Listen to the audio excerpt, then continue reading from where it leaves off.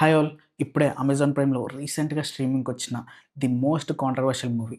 Real లైఫ్‌లోనూ కాంట్రోవర్షియలే and మూవీలో ఉన్న కాన్సెప్ట్ కూడా అలాంటిదనమాట. మంచి కాంట్రోవర్షియల్ టాపిక్. ఇంతకీ మూవీ ఎలా ఉందంటే నాకైతే చాలా చాలా బా నచ్చింది. కానీ కొంతమందికి ఈ మూవీ నచ్చకపోవచ్చు. ఎవరి ఒపీనియన్ వాళ్ళది. నేనైతే చూడమనైతే పక్కాగా రికమెండ్ చేస్తా. ఎందుకంటే దీంట్లో కాస్ట్ అనే ఒక సెన్సిబుల్ టాపిక్‌ని టచ్ చేసి దాన్ని బా ఎగ్జిక్యూట్ చేశారనమాట.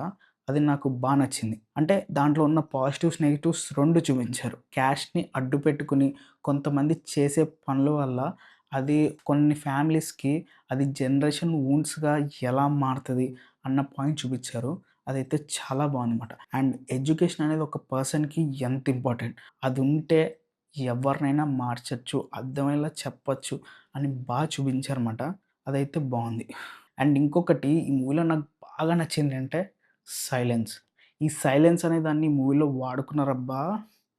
క్రేజ్ అని చెప్పుకోవచ్చు. ఎలా అంటే 2 విధాలుగా వాడారు. అదైతే నాకు నచ్చింది. కొన్ని సీన్స్‌లో వీళ్ళు ఇంటెన్షనల్‌గా సైలెన్స్ అనేదాన్ని పెట్టారుమాట. అవేంటంటే ఒక మంచి సీన్ జరిగిన తర్వాత ఆ సైలెన్స్ మనకి స్పేస్ ఇస్తది. ఇది కరెక్టేనా? అసలిక్కడ ఏం జరుగుతుంది? అని మనమే ఆలోచించుకునేలా చేస్తది. అదొకటి నాకు బాగా నచ్చింది. ఇంకొకటేంటంటే ఈ మూవీలో ఉన్న క్యారెక్టర్స్ కొన్ని సిట్యుయేషన్స్‌లో సైలెంట్‌గా ఉంటారనమాట. ఒక తప్పు ఏదైనా జరిగినప్పుడు ఆ తప్పును మనం చేయకపోయినా సరే సైలెంట్‌గా ఉంటే అది కూడా ఒక తప్పే. దానివల్ల మనకు కూడా కొన్ని కాన్సిక్వెన్సెస్ వస్తాయి. అవి చాలా దారుణంగా ఉంటాయి అని చెప్పి చూపించాడు. అదైతే నెక్స్ట్ లెవెల్ మాట.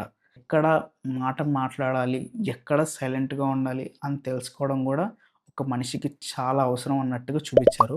అదైతే చాలా బావుంది. ఇలాంటి పాయింట్స్ ఈ మూవీలో చాలానే ఉన్నాయి. అన్నీ కూడా రా అండ్ రియలిస్టిక్‌గా తీశారు. చాలా అనిపించింది. ఆ ఫిల్మ్ మేకింగ్ స్టైల్ కూడా నాకు నచ్చింది. ఇంకా క్యారెక్టర్స్ విషయానికొస్తే శివాజీ. సూపర్ చేసాడు భయ్య. ఆయన చుట్టూవే మూవీ అంతా తిరుగుతూ ఉంటది.